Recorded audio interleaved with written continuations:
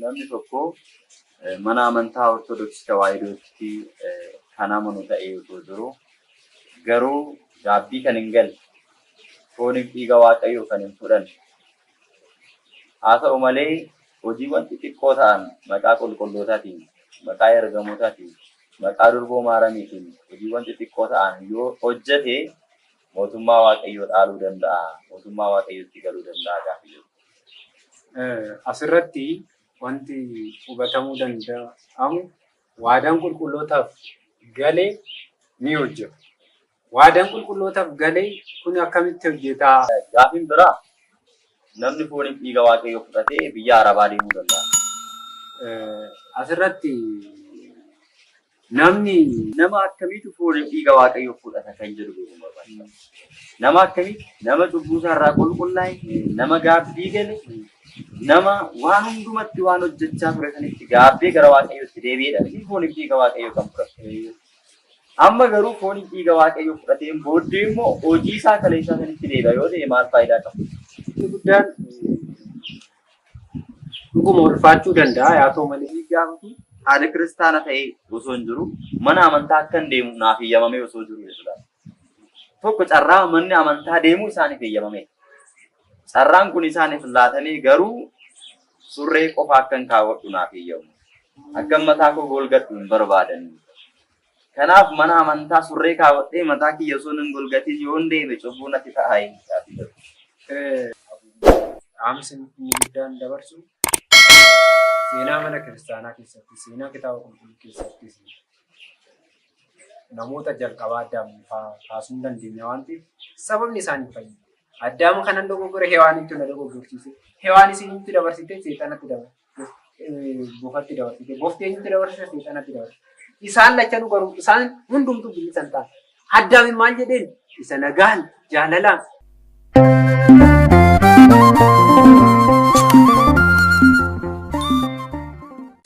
Maqaa Abbaa, kan Ilmaa, kan Hafuura Qulqulluu, Waaqa tokkoon, Ameen.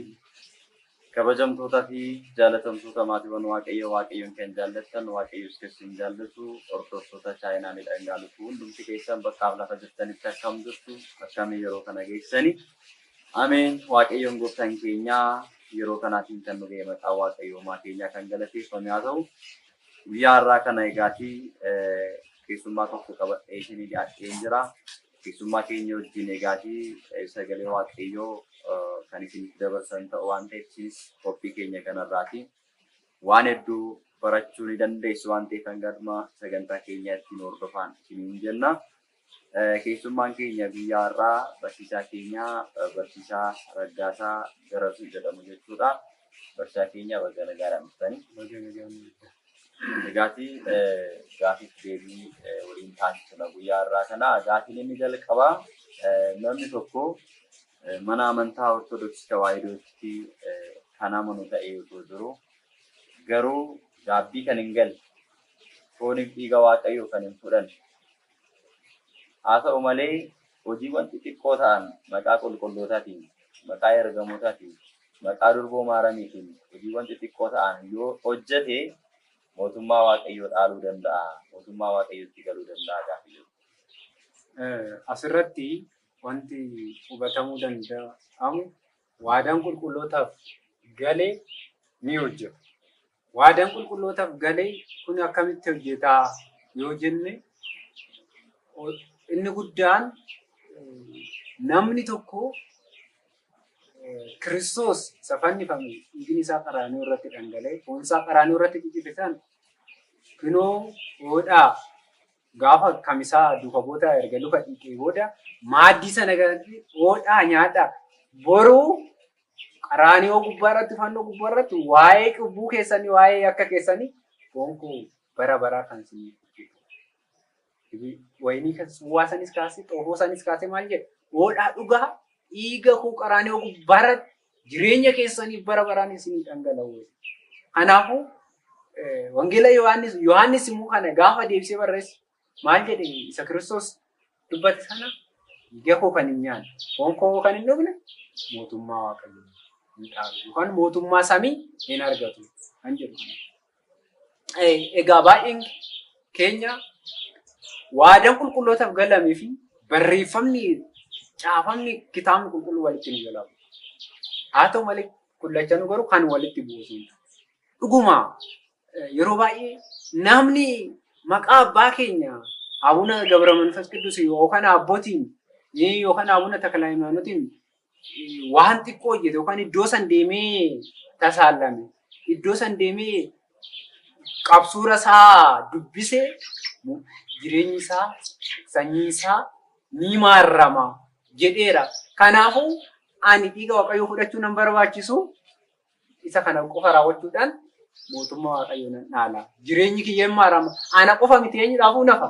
Namoota na booda yoo fira kiyyaafuu nafa jedhanii kan yaadan jiru. Kun dogoggora guddaa. Sababni inni itti dogoggora ta'u Abuna Takla Hayimaanoot maal hojjetan? Qulqulloonni waadaan galameef sun maal hojjetan? Abuna Takla Hayimaanoot dura qulqulloonni jiru moo hin jiran? Jiru. Abuna Takla Hayimaanoot qulqulloota isaan dura jiran irraa maal godhu? Hin baran. Akka isaanii maal ta'e qulqulluu ta'e daandii qulqullummaa irra ta'e. Akkuma qulqulloota Abuna Takla Hayimaanoot dura jiranii waadaan galan qulqulloota Takla Hayimaanootis waadaan galan. Nus waadanii qulqulloota akkan duratti hojjetu adeemsa isaaniirra deemu qabu. Adeemsa isaanii irra deemne cubbuu hojjechaa waadaa qulqullootaa naaf ta'a jechuun maal jechuudha? Namni yakka hojjete ani hin gaafatamu jechuudha. Kana jechuun numaa fakkeenyaaf Waaqayyo tiksee keenyadhaan Waaqayyo nu eegaa amanamaadha. Itti amannaa Waaqayyo akka nu eegu hin beeku. Kana gaafa jennu Waaqayyo tiksee keenya jennee abdannee namni tokko fooqii shanaffaarra dhaabbatee Waaqayyo na eegaa, Waaqayyo na tiksa jedhee fooqii torbaffaarraa yookiin fooqii shanaffaarra yoo gad of darbate eenyutu itti gaafata? Isuma abbaas itti gaafata. Kana jechuun waadaan qulqullootaa na eegaa, rakkoon qabu jedhanii cubbuu yoo hojjetan hojii qulqullootaa waadaa qulqullootaa xiqqoo ishee hojjedheera. Waadaa qulqullootaadhaaf kan ta'u hojii xiqqoo hojjedheera waan ta'eef waadaan isaan eega jedhanii cubbuu kan raawwatan yoo ta'e kamittiin mootummaa Waaqayyoo galamuu hin danda'a. Si jalqabii ni akkuma addunyaatti yoo ilaalle namni Faasikaa irratti yookiin ayyaana tokko irratti sangaa tokkoon qalata. Sangaa sana qalachuun maalidhaan?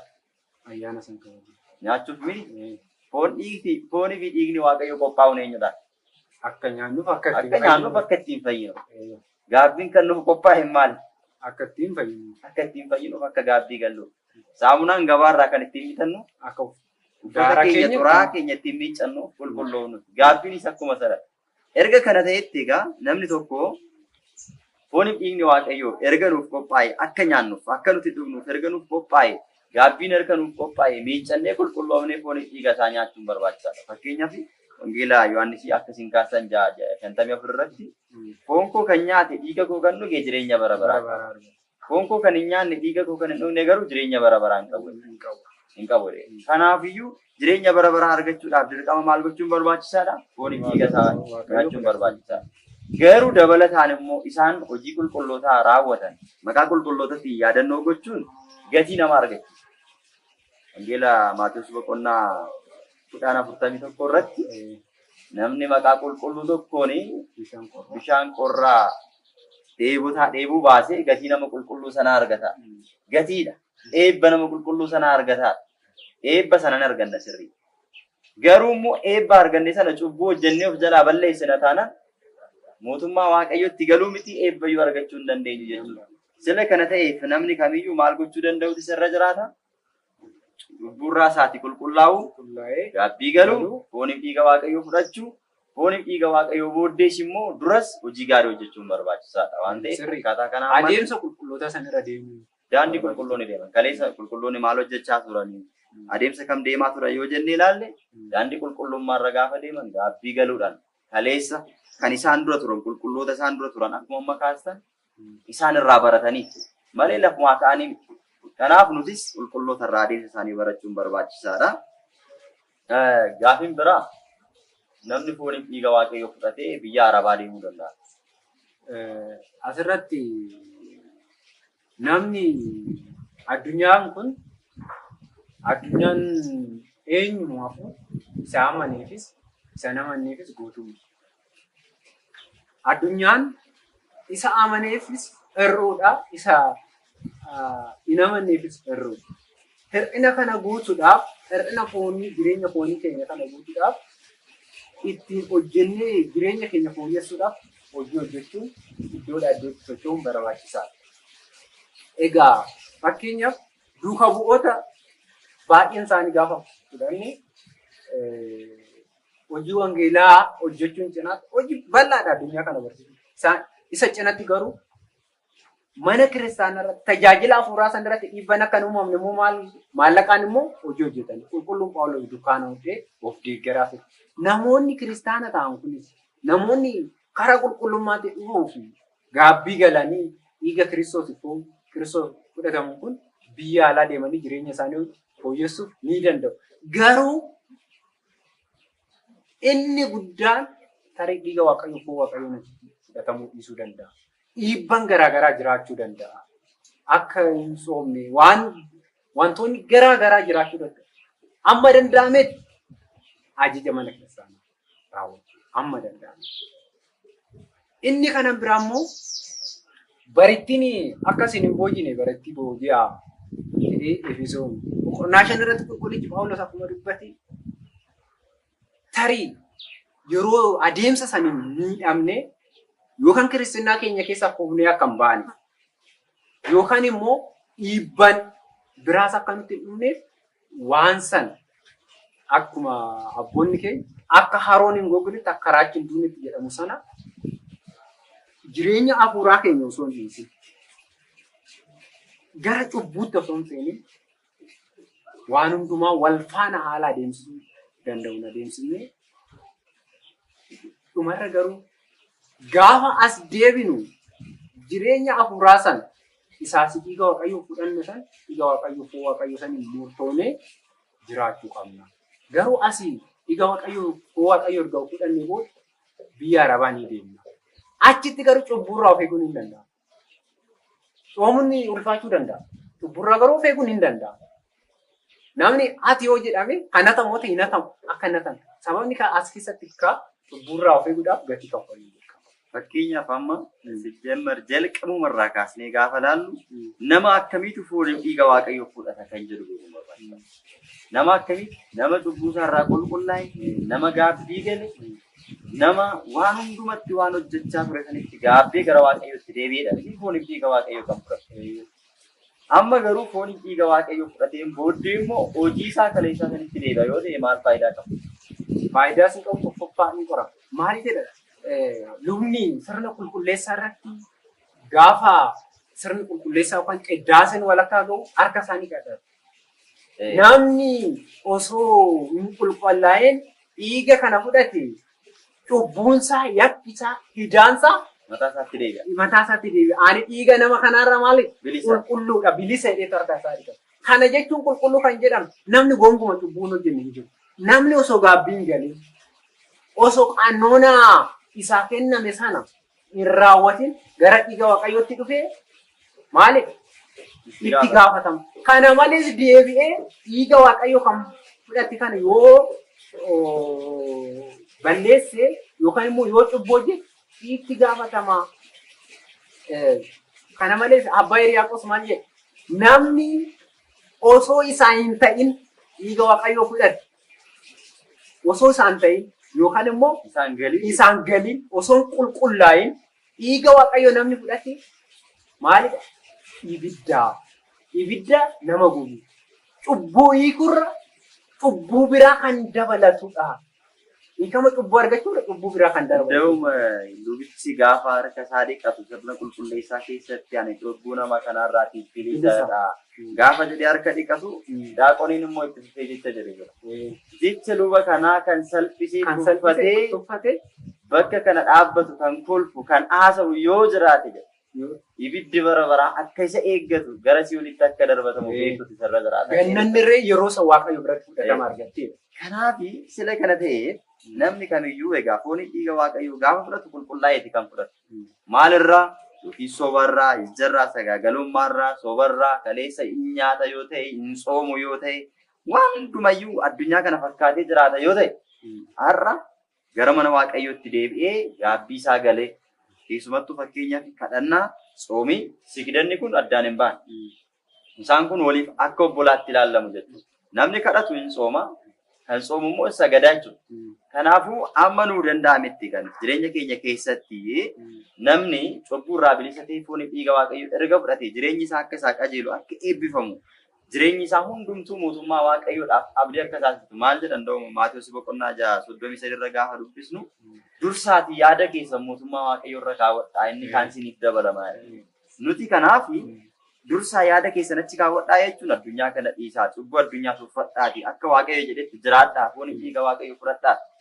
Kanaaf dursinee tuffannee addunyaa tuffannee yaada keenya isarra kaawwanne irra ammoo erga isarra kaawwanneen booddee fedhii addunyaatiif addunyaan kun yoo guutes yoo guutuu baates tokko fakkeenya yoo fudhanne Israa'eloonni Gibsi keessaa gaafa bahanii gaafa Museen isaaniif kadhatu maannan samii irraa bu'ee gaafa nyaatan har'aaf qofa kan isiniif ta'u guurradhaa jedhee Museen baay'een isaanii garuu muddamanii kaan korojoo isaaniitti guurratan kaan mana ol keewwachuudhaaf boruuf isaaniidhaaf kan isaaniif ta'uuf jecha sassaabbachaa turan.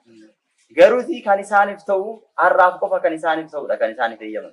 Kanaaf nutis biddeena keenya har'aaf ga'u nuuf kenne jennee Yesuus Kiristoos akka nu barsiise kan kadhannu jechuudha. Seela kana ta'e boruu keenya hin beeku. Boruu keenya eenyutu beeka? Waaqayyotu beeka. Abdiin keenya siisaadha. Fakkeenyaaf yommuu sana warri maannaa sana saassaabbachaa turan jalaa alaa'ee jalaa tortoree faayidaadhaan ala jalaa oole warri har'aaf qofa guurradhaa jedhanii irra darbanii guurratan. Sila kana ta'eef nuti jireenya isaa darbuuf jennee kaleessa kan ittiin kabajamne, kaleessa kan ittiin ulfaanne foon dhiiga Waaqayyoo keessa keenyatti fudhannee Kiristoos keessa keenya jiru. Nutis immoo isa faana jirru sana isa dhiisnee faayidaa foonidhaaf jennee gara addunyaatti kufna yoo ta'e itti gaafatamummaa jalaa wanti nu baasu jiru waan ta'eef kanaafuu kabajamne irra kabajamne immoo fedhii foonidhaaf jennee waan sana duukaa bu'uurra nuti of murteessinee hin soomna yoo jenne dirqamaan nyaata namni nuti jira. Keessumattuu nyaata irratti amma fakkeenyaaf nyaata irratti namoonni baay'een sababa kana kan dhiyeessan nyaata irratti of murteessuu hin dandeenye. Hanga sa'aatii kanaatti sooma jennaan hanga sanatti soomtu jedhee namni dirqamaan nu nyaachisu jiru.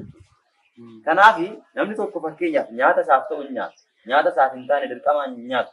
Fakkeenyaaf nama akka barbaade haa ta'u mana namaa saadaqu qacaramee isaa jiraatu. Mana namaa keessatti dirqamaan nyaata kana nyaachuu qabda jedhee namni nama dirqisiisu jiru natti hin fakkaatu. Lakki nyaanni kun naaf hin sifaa'u.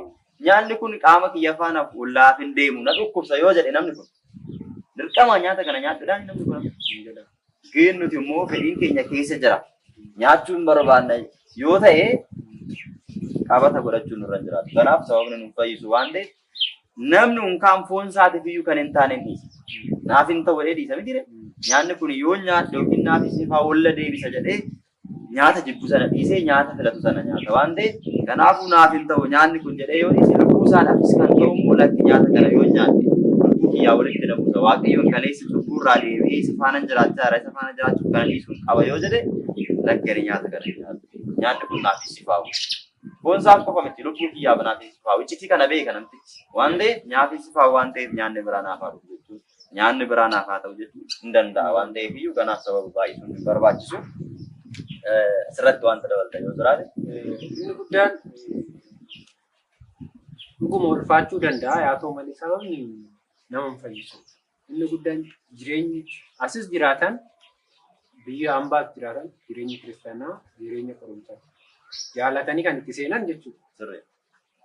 Namni baratu barachuun mirga isaati. Qoramuun mirga isaati.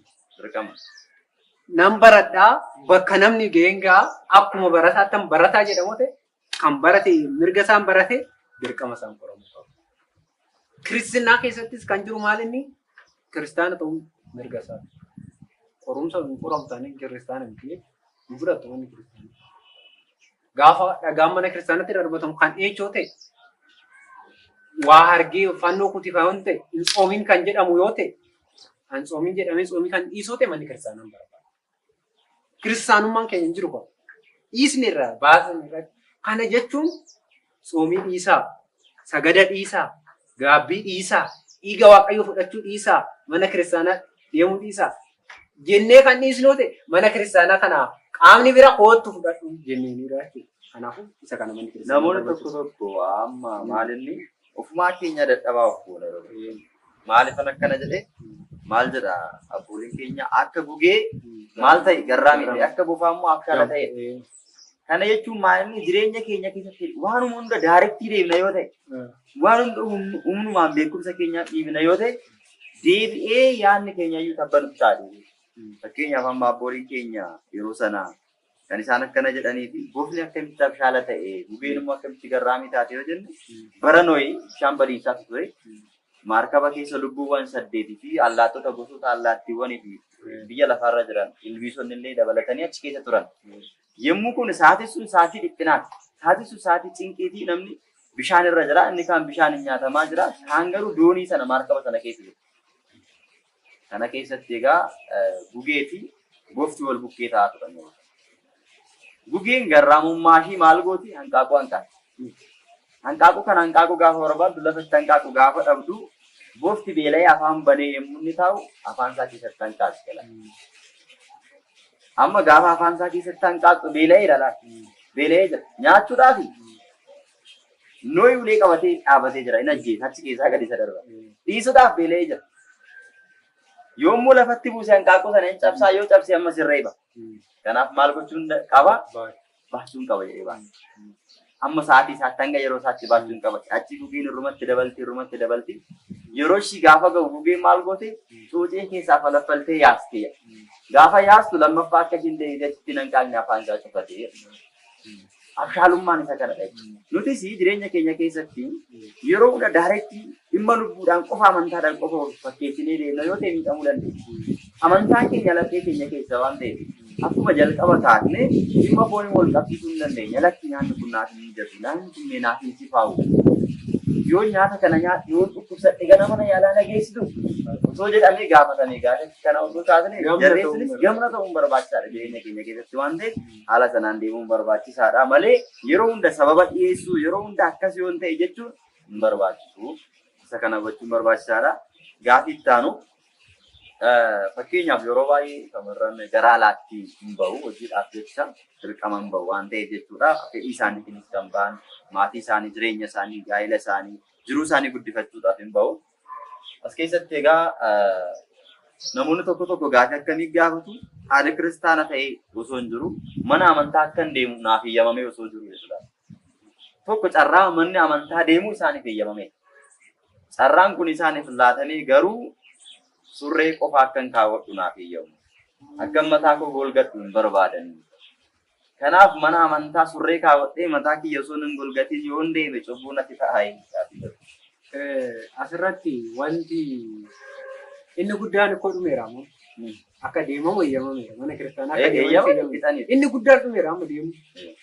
Hancimuyyuu otoo ta'e mana amantaa deemutu jira. Eeyyamuu inni guddaan amma isa kana amansi maali amma surreen uffachuun naaf hin eeyyamamu dubbiin jedhu kun akkamitti dhufate? Maal ta'a surree uffattee dhufte yaada jedhu kaasofta.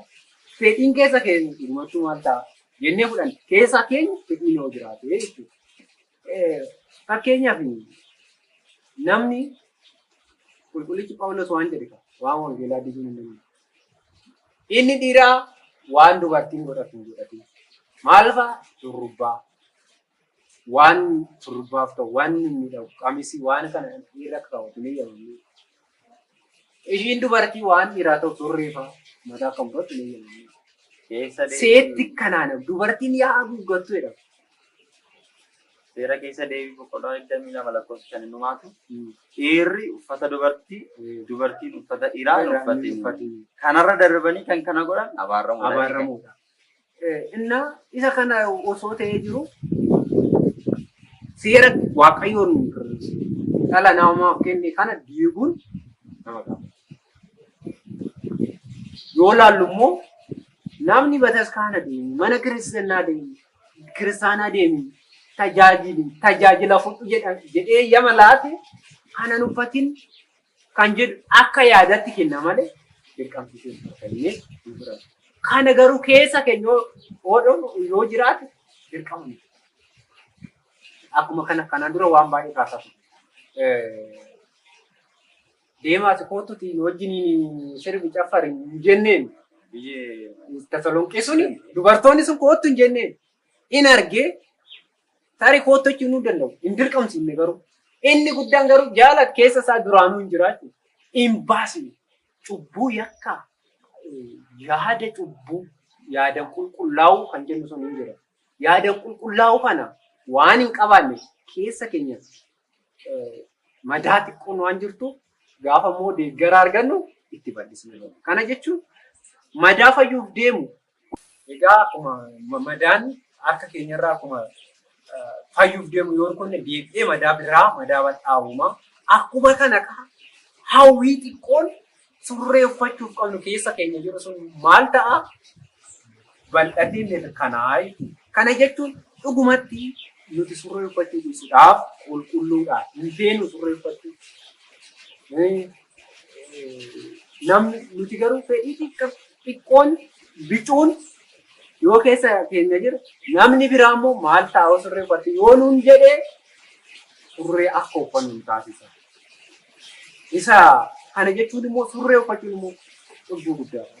Sababni isaa namni surree uffatu cubbuu guddaa kan inni ta'u inni guddaan maal inni kitaabni qulqulluun dubartiin kan dhiiraa dhiirri kan dubartii akka hin taane dubartiin mataa murachuu surree kaawwachuun hin ta'uu fi dhiirri qamisii uffachuu shurrubbaa dhaachuun dhiiraaf hin ta'u. Kanaafuu dubartiin yaa guugamtu tikkanaana gofa haguugdu jedha waan ta'eef dhiisa kanarratti of haguuguun baay'ee barbaachisaadha. Kanarratti namoonni baay'een dirqamaan gara kanatti hin seenu jennee wanna amanuu miti jechuudha. Fedhii xiqqoo keessa keenya jira waan ta'eef. Inni guddaan erga eeyyamame fedhii xiqqaa. Inni guddaan bataskaana deemuudhaaf erga eeyyamame inni guddaan isa kana. Kanaaf dubartoonni mataa isaanii murachuun akkuma amma kaasan surree uffachuun akka hin barbaachisne seera keessa deebii boqonnaa 22 lakkoofsa irratti dhiirri uffata dubaraa dubarri uffata dhiiraan uffatiin jedhee kaa'e. Kanarra dhaabbatanii immoo fakkeenyaaf dhiironni mataa isaanii dheereffatu keessumattuu kan akka Saamsoon fa'aa kan akka Yohaannis fa'aa jechuu danda'u. Kun kennaa uumamaan waaqayyo isaanii jiraata. Akka mataa isaanii hin muranneef ergamaan waaqayyo misiraachuudhaan warra dhalatanidha. Isaan nuuf qixxeessuu hin dandeenye. Jalqabuma irraa jalqabe garaa dhaqii isaatii hin filadhadhee akkuma kaa'ee sana macaafa qulqulluu irratti warra filatamanidha waan ta'eef kanaafuu isaanis akka ol jalaan hin jalaan fakkaanne beekachuun barbaachisaadha. Kanaafuu erga bataskaana deemeedhanii nuuf eeyyaman fedhii surree uffachuu keessa isaanii jira yoo ta'e malee fedhii addunyaarra warra jiranii wal fakkaachuu keessa isaanii jira yoo ta'e malee erga bataskaana eeyyamanii abshaala ta'uun barbaachisaadha. Maaliif erga bataskaana deemanii eeyyamanii bataskaana gaafa deemu keessaalatti qabanne surree kan kaawwatamee jiru waan ta'eef surree irraan qamisi kaawwachuu hin danda'amu. Kanaafuu walumaa galatti sababa baay'isuun sababa dhiyeessuun addaamatti waan hin fayyadne waan ta'eef kanaafiyyuu sababa irraati of eeguun barbaachisaadha. Amantaan kun akka salphaatti akka laayyootti ilaalamuu hin qabu. Qorumsa hedduu keessa darbanii abbooliin keenya nutti dabarsan ittiin eebbifaman nutis immoo eebba sana argachuudhaaf karaa abbooliin keenya irra deemuun sababan baay'isne taate. Waa'ee beelaaf sababan keenya Phaawulos keessumattuu Roomee boqonnaa 8 lakkoofsa 35 irraa kaasnee yoo ilaalle eenyutu Kiristoos irraa adda na baasaadha. Beeladhamu, eebuudhamu, hidiraadhamu, dhabuudhamu, argachuudhamu eenyu Kiristoos irraa adda na baasu, homtuu Kiristoos irraa adda nan baasudha. Jaalalli Waaqayyo keessa keenya jira taana. Fedhiin Waaqayyo waaqessuu keessa keenya jira taana waan barbaade kusaakusni addunyaa irratti mul'atu Waaqayyo irraa adda nu baasuu hin danda'u. Waan nuuf hunduma kadhannaadhaan furu waan nuuf hundumayyuu gara Waaqayyootti himachuun barbaachisaadha. Hin dabarsa waan ta'eef waan nutti cimu waan nutti ulfaatu Waaqayyoon deebiitti nuuf laata waan ta'eef garuu nuti immoo rakkoo hin qabu jennee warruma rakkoo hin qaban jedhanii addunyaa irra jiraatan faana rakkoo hin qabu jenne rakkoo hin qabu nuun jedha sammuun keenya boruu deebi'e.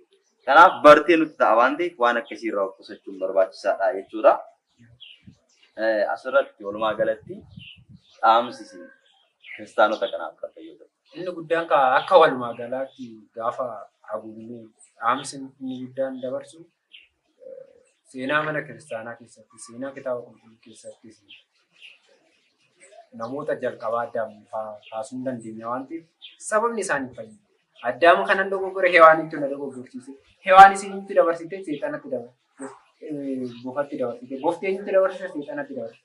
Isaan lachanuu garuu isaan hundumtuu bilisan ta'a. Addaam maal jedheen isa nagaan jaalalaan waan hundumaa bakka qophaatti nyaatu sana bu'ii ba'i dhama'ii nyaatu. Duuti du'aa waggaa 5,500 addaan kun ijoollee irratti akka murtaa'e. Heewaanin gaafa deessu ciniinsuun kee sittan cimsaa. Dhiigni kee haa dhangala'u. Bofa miilaan deemtu sirna uumamaa keessatti bofti uumamoota miilaan deeman keessatti yeroo kana lapheetti miilli kee olaa deebi'u keessa keetti olaa deebi'u lapheen loo'ee jiraatu. Biyyee lafaa arraabee jiraatu. Seexanaanis isa dura darbatame waan ta'eef bakka darbatame akka hin jirre dukkanatti akka hin taasise. Nu sababni dhiyeessine kun hin fayyadu. Osoo sababaan dhiyeessanii addaan faafame. Namoonni baay'een sababa hin fayyadu waan ta'eef. Akkuma qulqulluu Phexros sababa osoo dhiyeessin gaabbiin deebi'u. Sababa tarreessuu dhiisnee yoo dogoggoraa akkasii raawwanne gaabbiin deebi'u. Garuu keessa keenya ilaalcha kiristaanummaa fi ilaalcha qulqulluu yoo qabaan, ilaalcha hafuuraa fi ilaalcha kitaabni qulqulluu ajaju yoo qabaan, rakkoo kana furuu hin dandeenye.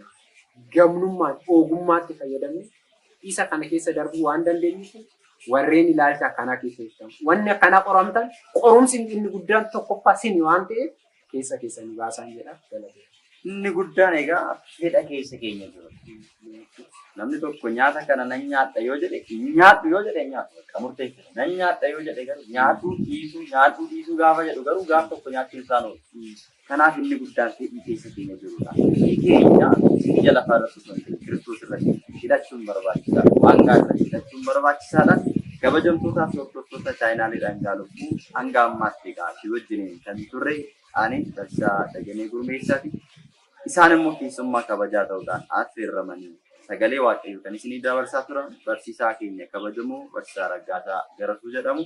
Qophii keenyarraa waan guddaa akka barattan abdii qabna. Chaayinaaliin kun gara fuulduraatti guddatee sagalee waaqayyoo saba hundumaan akka ga'u sabiskiraayib sheer gochuudhaan isinis sagalee waaqayyoo dhaggeeffadhaa isiniin jenna. Qophii kana caalu adda biraatiin hanga walitti deebinutti nagaan tura. Wasbaat Leegzaabii.